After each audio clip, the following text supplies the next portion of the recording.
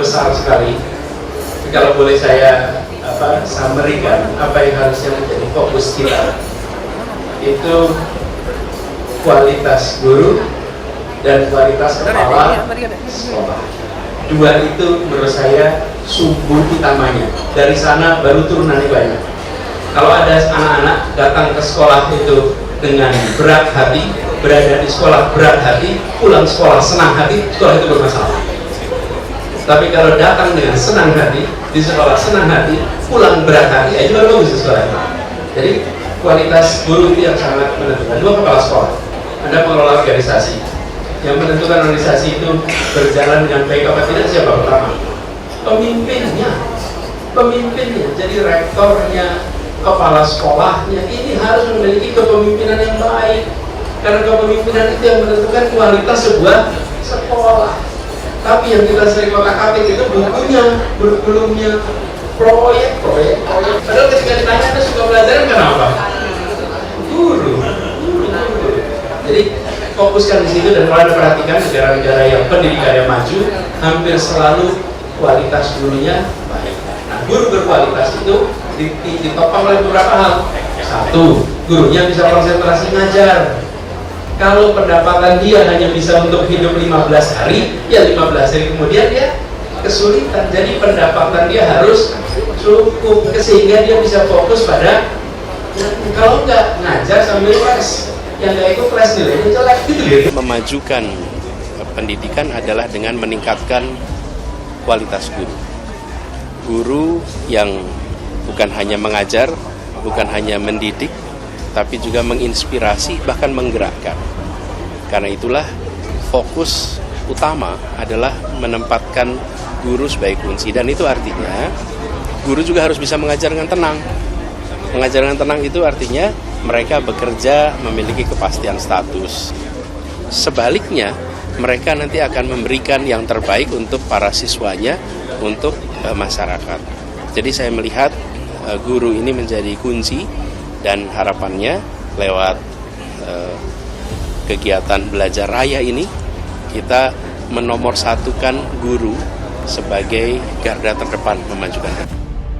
Anies Baswedan, bakal calon presiden Koalisi Perubahan untuk Persatuan, mengambil kata-kata Wakil Presiden pertama Indonesia, Muhammad Hatta, yang menyatakan bahwa setiap pendidik atau guru adalah pemimpin dan setiap pemimpin adalah guru. Karena itulah Anies menekankan setiap guru harus menyadari perannya. Peran guru tidak sebatas mengajar anak didik, melainkan harus mampu menjadi inspirasi bagi muridnya. Guru harus bisa menggerakkan karena posisinya adalah pemimpin di depan anak didiknya. Ini adalah proses kepemimpinan. Anies Baswedan menekankan bahwa keadaan pendidikan mencerminkan masa depan Indonesia.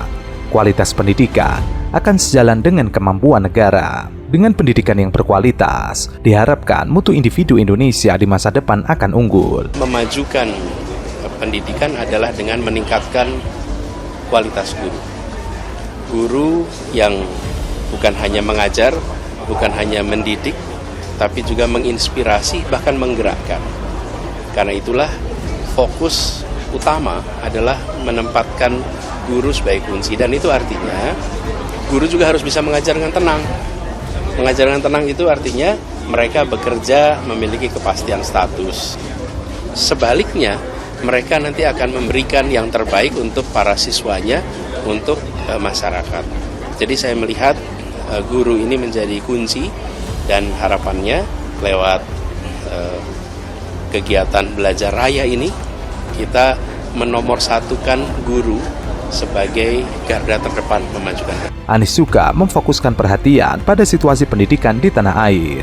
Ia berpendapat masih banyak aspek yang perlu diperbaiki dalam sistem pendidikan Indonesia. Sementara terkait kesehatan mental di kalangan anak muda, Anies bertekad membantu anak muda dalam hal kesehatan mental. Anies ingin anak-anak muda Indonesia tidak terlalu banyak pikiran. Hal itu untuk membantu kesehatan mental anak muda bukan saat sudah menjadi masalah. Mendukung mental anak muda bukan cuma mendukung ketika sudah menjadi masalah, tapi yang penting juga meringankan beban sejak awal.